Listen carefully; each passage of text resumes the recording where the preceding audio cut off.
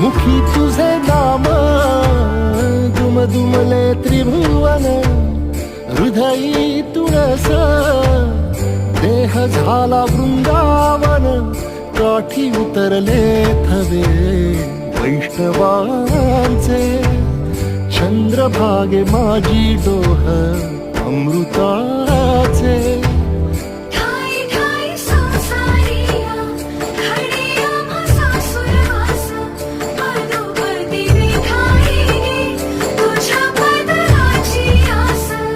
ओढ तुझ्या पंढरीची आम्हा सदा ही राही माऊली विठाई